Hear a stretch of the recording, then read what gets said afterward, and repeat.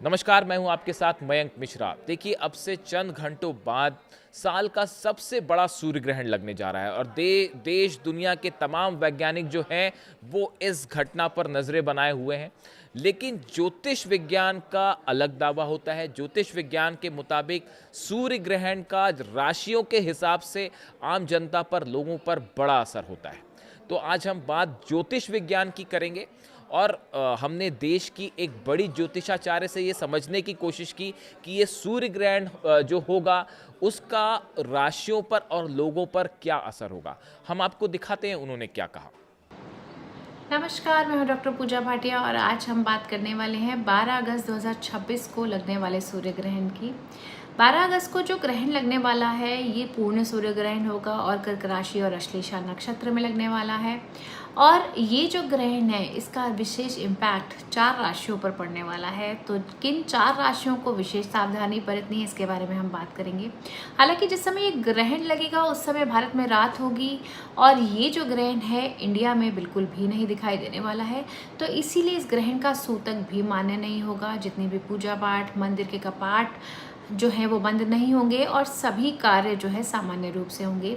लेकिन फिर भी यदि हम ज्योतिष की बात करते हैं तो ज्योतिष के आधार पर ग्रहण का एक जनरल इम्पैक्ट रहता ही रहता है, क्योंकि सूर्य और चंद्रमा हमारी दो ल्यूमिनरीज मानी जाती है और कहीं ना कहीं एक्लिप्स का एक जनरल इम्पैक्ट रहता ही रहता है।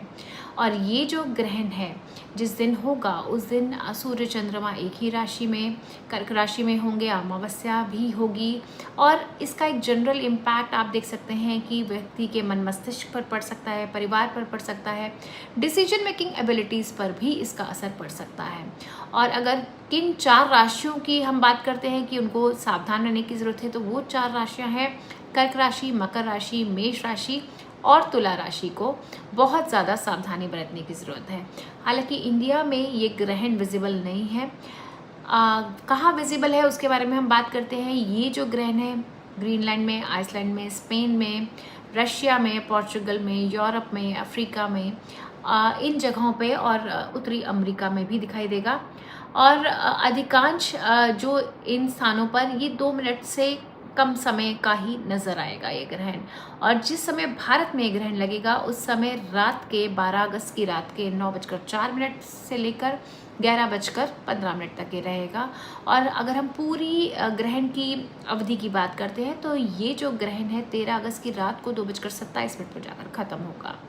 अब बात करते हैं कि किन राशियों को विशेष सावधानी बरतनी है। तो सबसे पहले मेष राशि की बात कर ली जाए। मेष राशि के चौथे भाव में ये ग्रहण लगेगा तो कहीं ना कहीं वर्क लाइफ बैलेंस आपका बिगड़ सकता है, क्योंकि चौथा भाव हमारे ज्योतिष में माना जाता है मदर का होता है, व्हीकल्स का होता है, घर संपत्ति का होता है, मानसिक शांति का होता है। तो कहीं ना कहीं बहुत ज़्यादा घर की जिम्मेदारियां बढ़ सकती हैं और आपको एक एक्सट्रीम तनाव फील हो सकता है, वर्क प्रेशर आपको फील हो सकता है।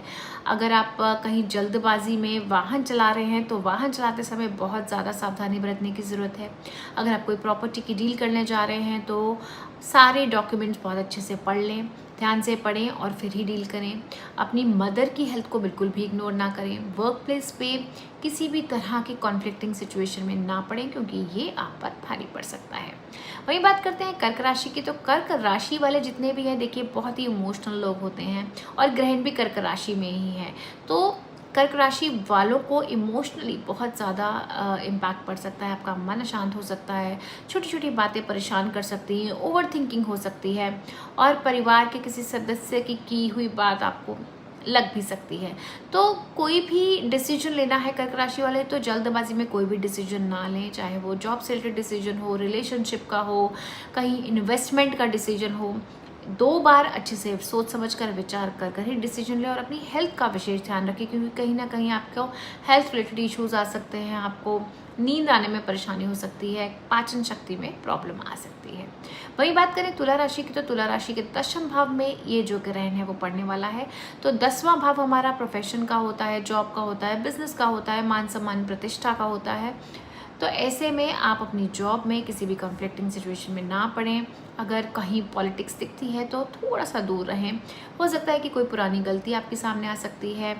अगर आपको कोई नई जॉब की अपॉर्चुनिटी आती है तो बहुत ही सोच समझकर फैसला लें, सारी टर्म्स एंड कंडीशंस पढ़ लें जॉब अपॉर्चुनिटी की, और ऑफिस में किसी भी पॉलिटिक्स में ना पड़े, सोशल मीडिया में भी कोई ऐसे कमेंट्स ना करें जिससे आपकी इमेज ख़राब हो, और हो सके तो फोकस रहे और अपने काम पर ही ध्यान रखें।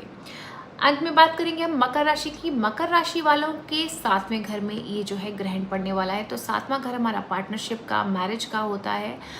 तो इन एरियाज़ में कहीं ना कहीं आपको प्रॉब्लम आ सकती है, आपके पार्टनर की हेल्थ इश्यूज आ सकते हैं, आपके पार्टनर के साथ कॉन्फ्लिक्ट्स हो सकते हैं, आपकी मैरिज में डिस्टर्बेंस हो सकती है। अगर आप पार्टनरशिप बिजनेस में हैं तो थोड़ी सी कन्फ्यूजन की स्थिति बन सकती है।